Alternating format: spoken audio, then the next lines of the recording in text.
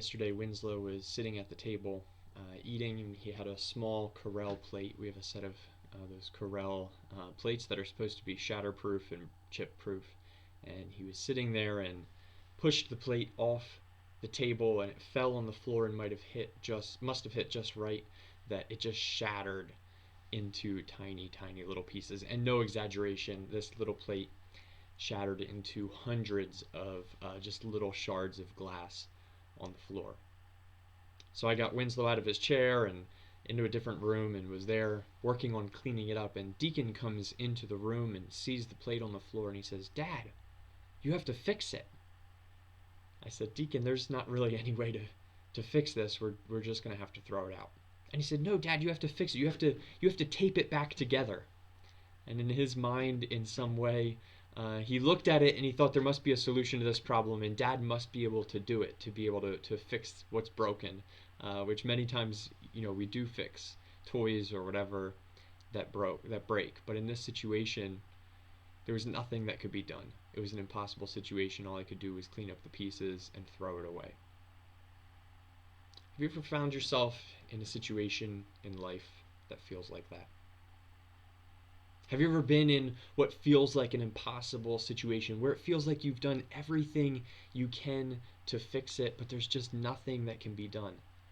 Where it feels like all your normal fixes, all your normal things that you turn to, your normal life tools, the tape that you would use to fix any other thing that's broken in this situation, you realize that it just has you stretched thin, and that nothing that you normally would do is capable of fixing whatever it is that you find yourself in.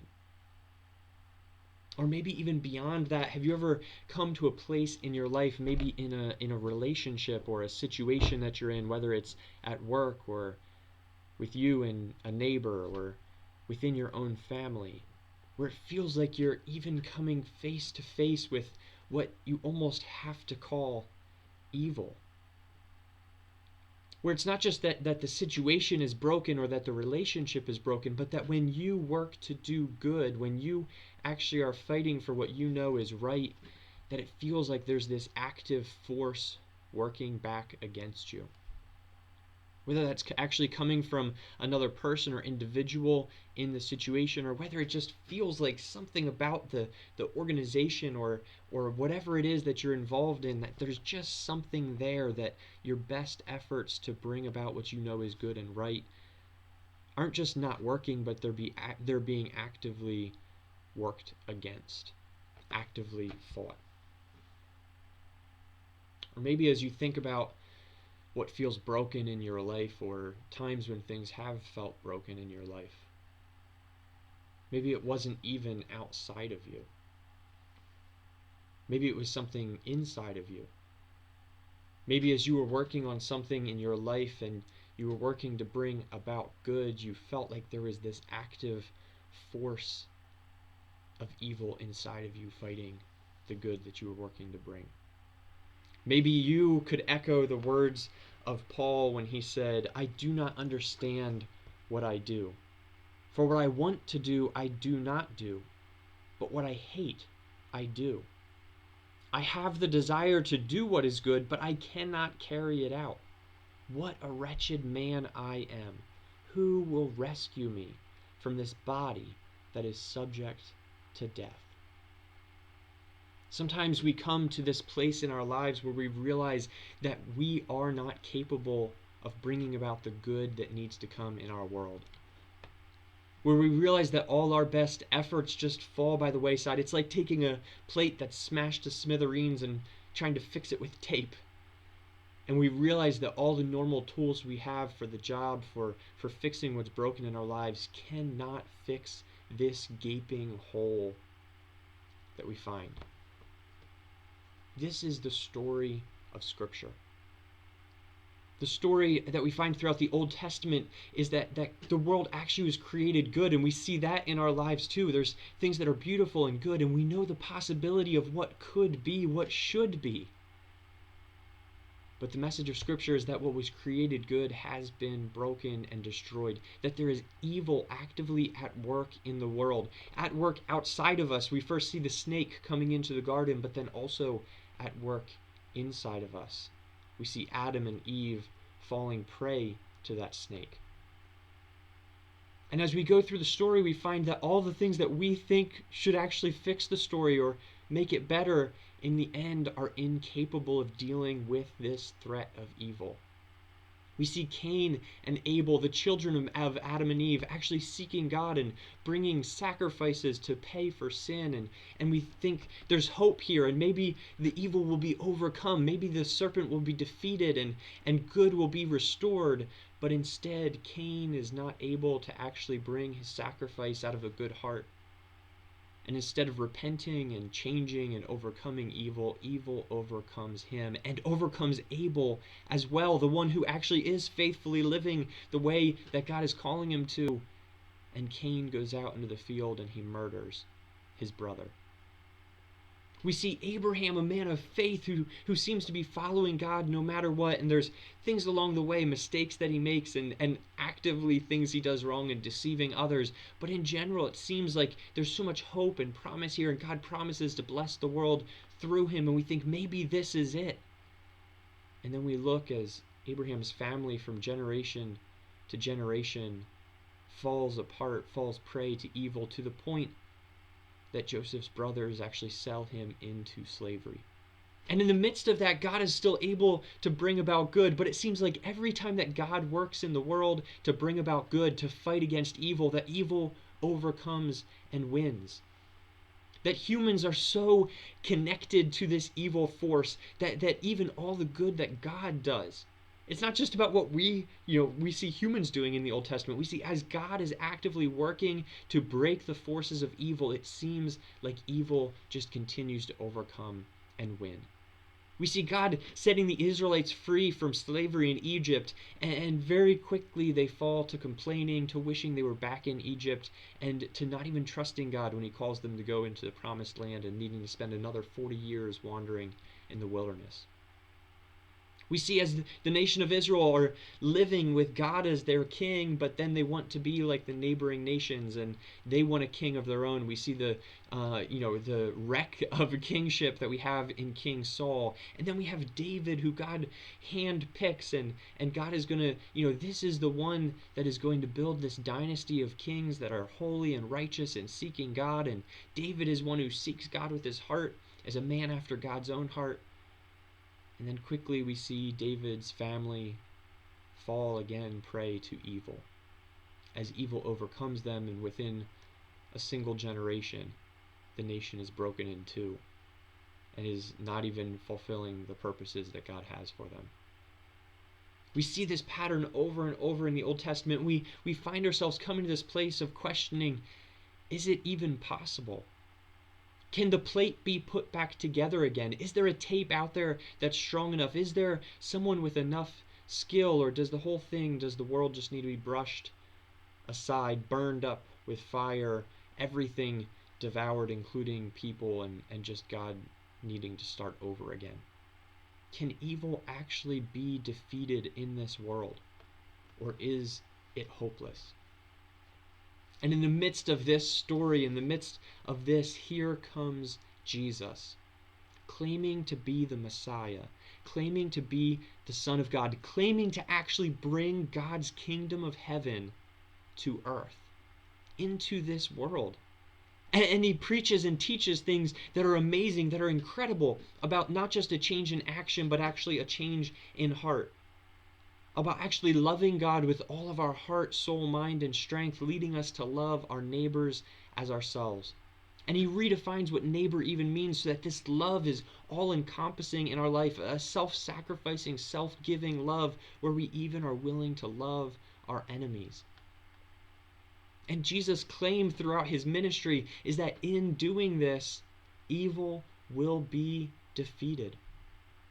And he proves it by his actions, by healing people, by actually overcoming the physical death of disease that exists in the world. And actually having command not just over the physical realm, but also casting out demons. Speaking to creation and having it answer him.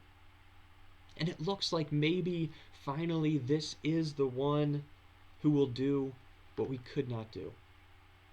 We see here in Jesus God taking on human form to do what we as humans could not do.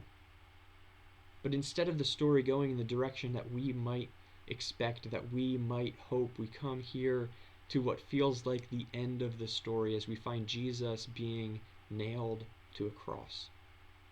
And in this moment, it's really a climax of everything that we've seen of evil and good fighting against each other. Jesus has come in to bring the good of God's love into this broken world, but the brokenness of the world is actively fighting back, just like maybe you find in the impossible situations that you find yourself in, where you're doing everything you can to do what's right and good, but feels like there's this active force pushing back against you. And for Jesus, we see that taking him all the way to the cross.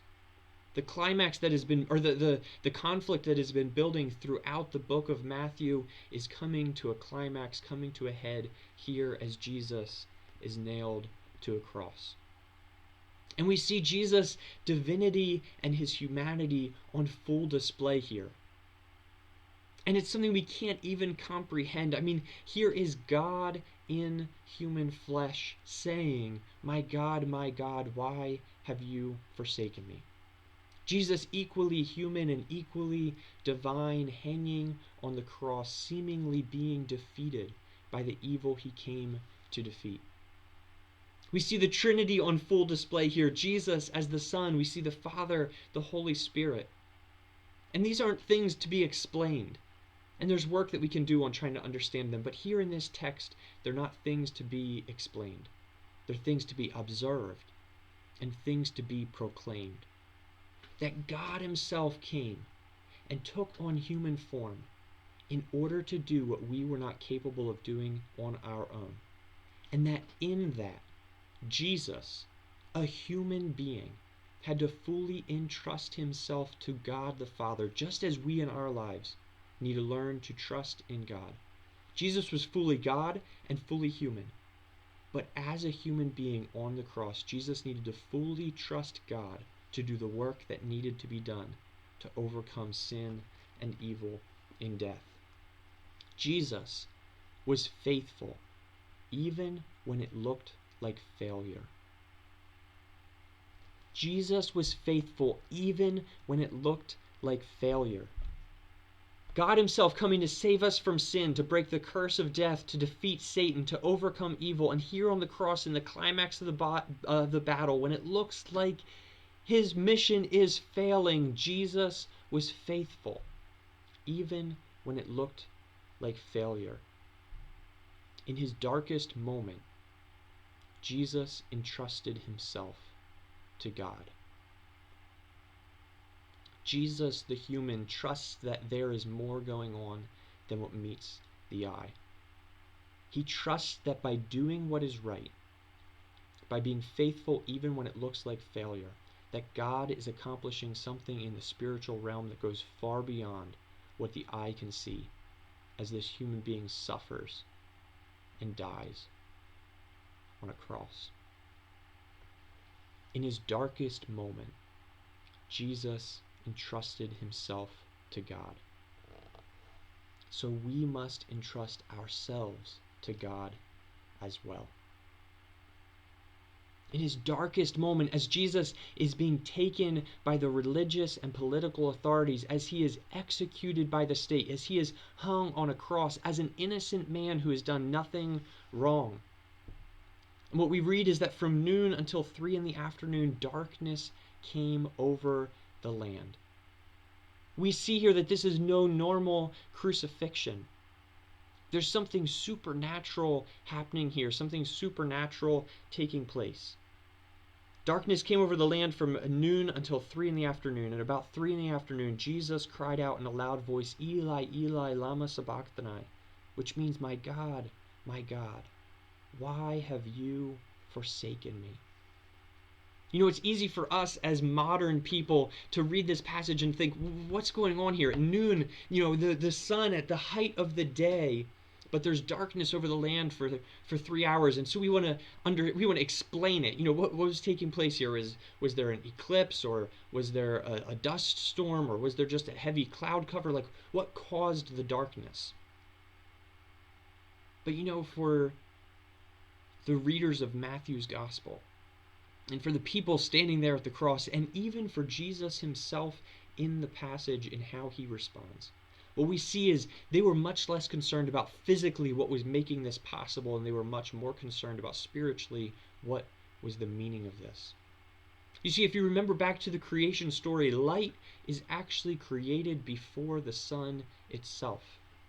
They didn't understand cosmology in the way that we do today. They didn't have an understanding of the universe in the way that we do today. They didn't have an understanding of light and how it works. And, we, even though we don't really understand what a physicist would, have some general way of talking about light as both a wave and a particle, as energy, as matter. And we understand that it gives life to all things. And they would have had some understanding of this, but not from a scientific perspective.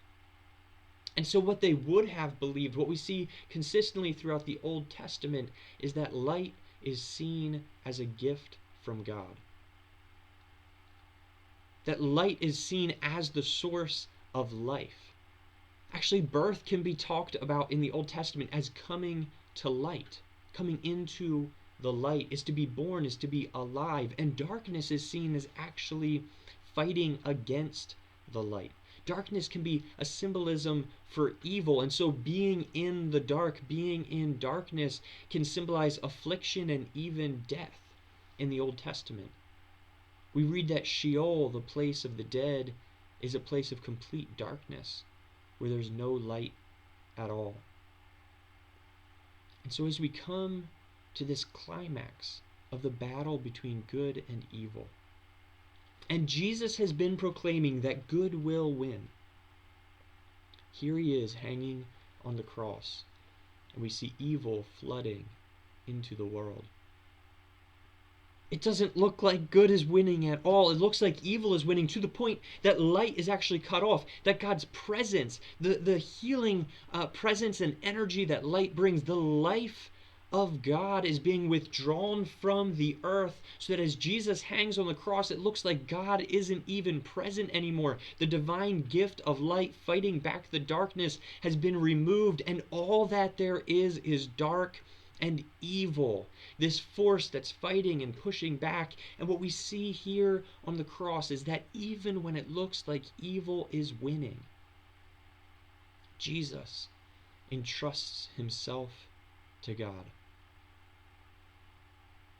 Even when it looks like evil is winning, Jesus entrusts himself to God. He cries out, my God, why have you forsaken me?"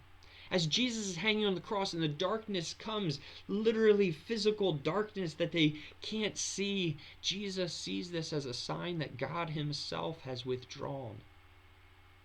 And we don't know all of the thoughts of Jesus on the cross. We don't know exactly even what he means. And I'm going to get into a little bit of where this comes from, that he says this. But it would appear and it would seem that for Jesus, the human being hanging on the cross, he feels in this moment forsaken by God. That all that there is evil. He's in a broken situation that he is working to fix and heal. He's using the power that God has given him and called him to teach and preach and heal and cast out demons and bring about the kingdom of heaven on earth. And in the midst of that, it looks like instead evil is winning. But in the midst of that, Jesus does not give up. Jesus doesn't compromise. Jesus doesn't turn to evil himself. Jesus is faithful even when it looks like failure. Even when it looks like evil is winning, Jesus entrusts himself to God. He quotes here the opening line of Psalm 22. My God, why have you forsaken me?" And it's amazing. We could spend a whole Sunday school class, a whole hour, just looking at that psalm and the connections between that psalm and what's happening on the cross. It actually seems like maybe the people that were present understood that to a certain extent, because the tone of the people present changes from before Jesus says this to after Jesus says this. Because the psalm talks about the people mocking, about them shaking their heads, and I'm not going to go on and on. There's so many connections we could draw. You can go back and read the psalm for yourself. It starts out, though, with this cry of, my God, why have you forsaken me?" And it ends with a message of vindication, because in the psalm, God ultimately comes and saves the person who is in need of saving. God comes and does what is being asked for. God is not shown to have forsaken, but there's actually hope in this psalm. And in the end, we see that God has done this, is what it says. He has done this. He has brought about the salvation that is longed for and that is needed. God has overcome evil.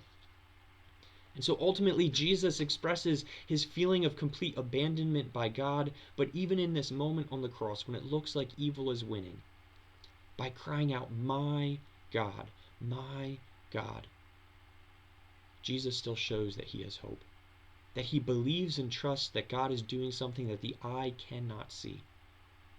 And even as it looks like evil is winning, in his darkest moment, Jesus entrusts himself to God. And so we must entrust ourselves to God as well. So Jesus cries out, and the people around, they hear this cry, and like I said, it actually changes the tone a little bit, but it seems like he's also misunderstood. Jesus is crying, "Eli, Eli, lama sabachthani," which Matthew gives us the Hebrew there so that we understand what it would have sounded like to the people present. But remember, it's a mixed crowd. There's Roman centurions, there's Jews that are there, there's some who know the Old Testament, some who don't. And so some would realize Jesus is quoting something from Psalm 22, and there would be others who would have no idea that this was a quote at all. And so there's some that are standing there and hear him say this, and they say he's calling Elijah. They would have heard the Eli, Eli. They thought that he was calling out the name of Elijah. And so they go, they realize that Jesus is in distress, and so they go and they get the wine vinegar, which, remember in the passage last week, we saw them using wine mixed with gall in order to taunt Jesus, but this wine vinegar would have actually been a drink of the soldiers. It would have been their standard, what they would have been drinking around the cross, and they offer it to Jesus, seemingly actually out of compassion in this moment. And they say, "Now leave him alone. Let's see if Elijah comes to save him." We see some bit of compassion by the people around the cross, that the taunts and the jeers and the mockery have now turned into compassion and empathy as they see this man suffering, feeling forsaken and abandoned by God, and they do what they can to try to alleviate the pain, to make things better. Jesus calls out, and there's so much in his cry of my God, why have you forsaken me?" So much connected to Psalm 22 that Jesus sees in his own life in this moment as he wrestles to stay faithful and to trust God in the midst of what feels like failure and evil winning. But the people around him, all they see is the physical suffering. They think that Jesus' struggle here is the pain of the cross and the feeling of, why isn't God saving me? They don't see the spiritual reality of what Jesus believed his mission was, and feeling like everything that he had been fighting for was falling away. They don't understand the battle, the spiritual battle of resisting evil that Jesus is facing on the cross. What we see here is that even when others didn't understand his struggle, Jesus entrusted himself to God. Even when others didn't understand the struggle, Jesus entrusted himself to God. Remember, up until his last breath, Jesus had the power to save himself.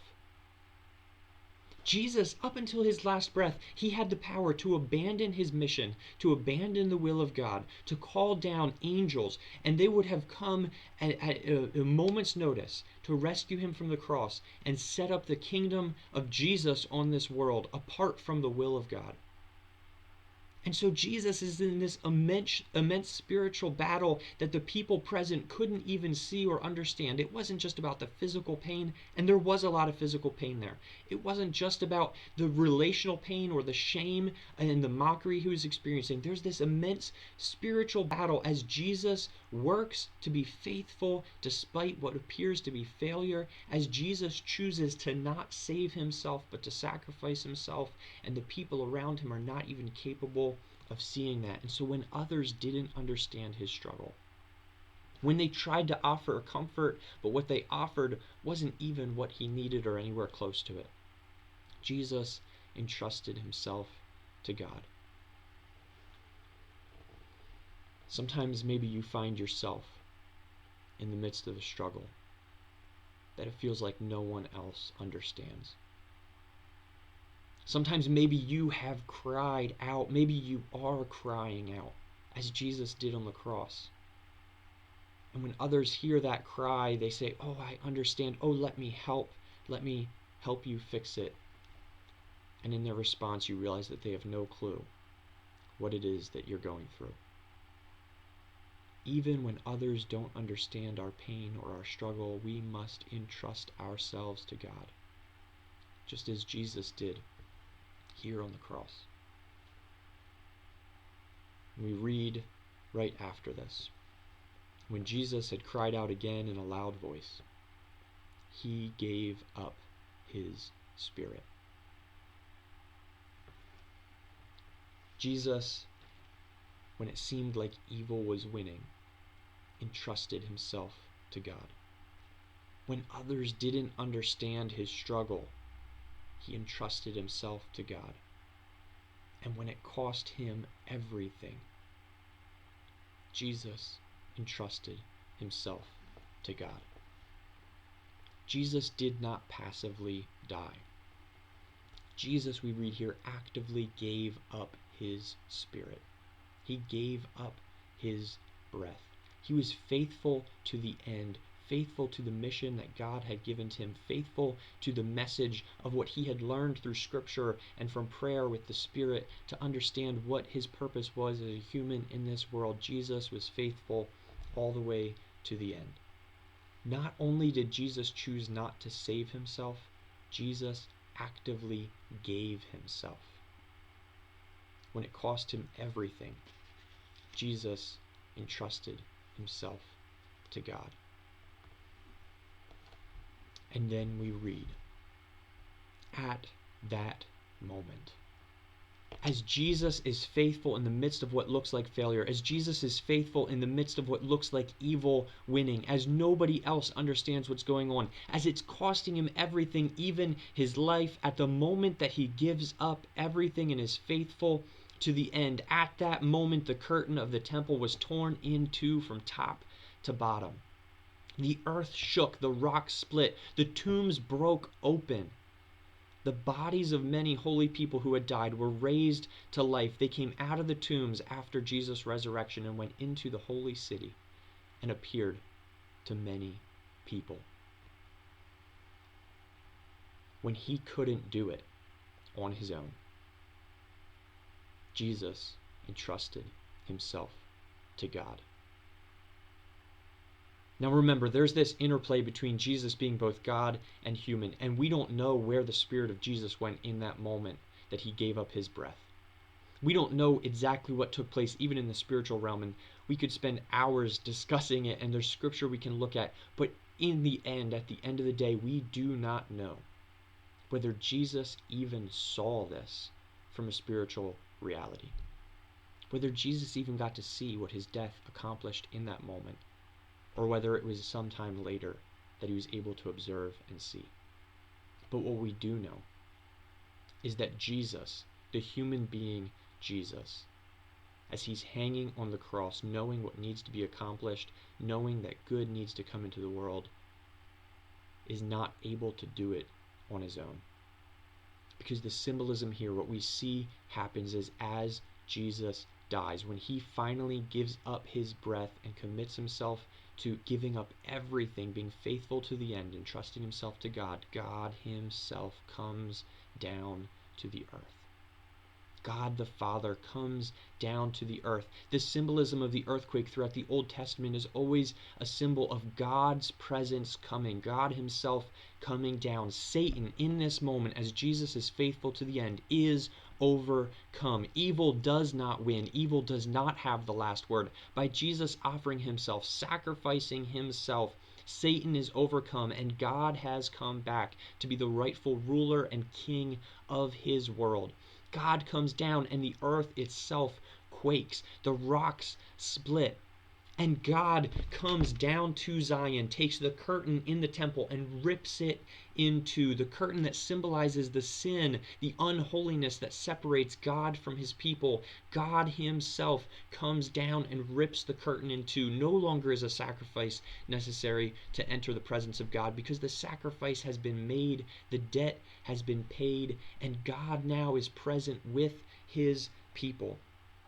And what we find is that holy people, in this moment of Jesus giving up his breath, God coming down to the earth as the rightful king, holy people's tombs are broken open and life is breathed back into them. And once again, as modern people, we try to explain this, we try to understand this scientifically, what's taking place. But what we see here is that what to us looks like an ultimate end, death. What to us looks like something that could never be fixed or put back together again, death. For God is only an obstacle. We think that death cannot be overcome. It looks like the ultimate end to life, but for God it is only an obstacle. And in this moment of victory, God breathes life back into some holy people who actually come back from the dead. We have no idea what happens to them, where they come from, where they go to, other than that God breaks their tombs open, breathes life into their body, into their dead bones. They go into the city, they proclaim what God has done. They went into the holy city and appeared to many people.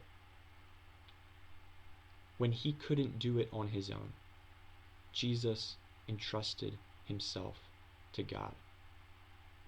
When it looked like evil was winning, when others didn't understand his struggle, when it cost him everything, and when he couldn't do it on his own, Jesus entrusted himself to God. And so we must entrust ourselves to God as well.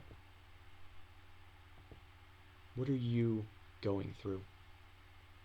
Where are you struggling against evil in your life or in this world? And if we are following Jesus, we must be struggling against evil.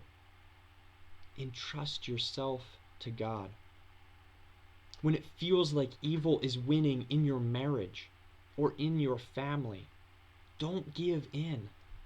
Don't fight evil with evil. Don't allow yourself to be tempted by that temptation to lower yourself or to give up the good fight of doing what you know is right and righteous and just and what God calls you to in order to find a quick fix.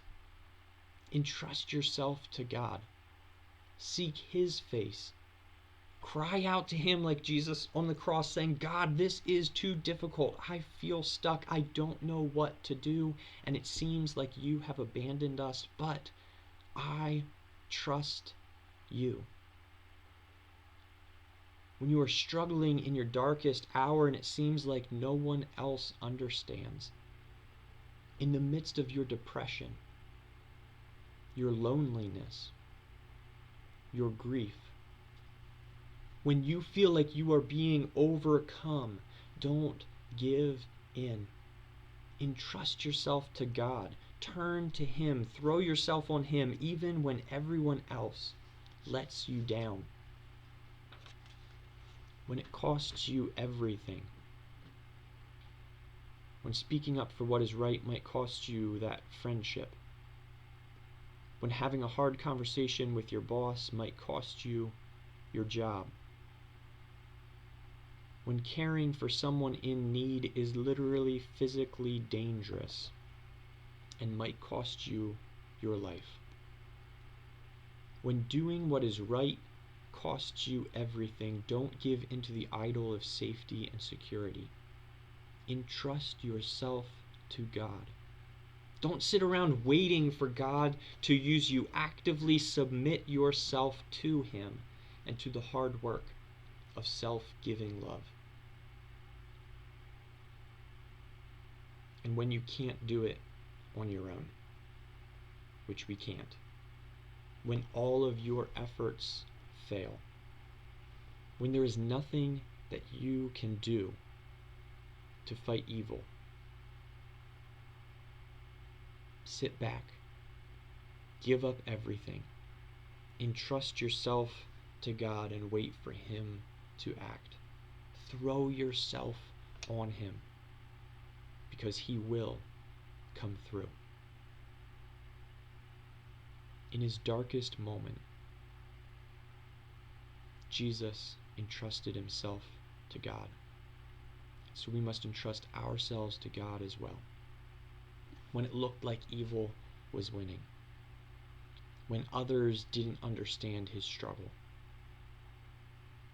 when it cost Him everything, when He wasn't able to do it on His own, Jesus entrusted Himself to God. So we must entrust ourselves to God as well.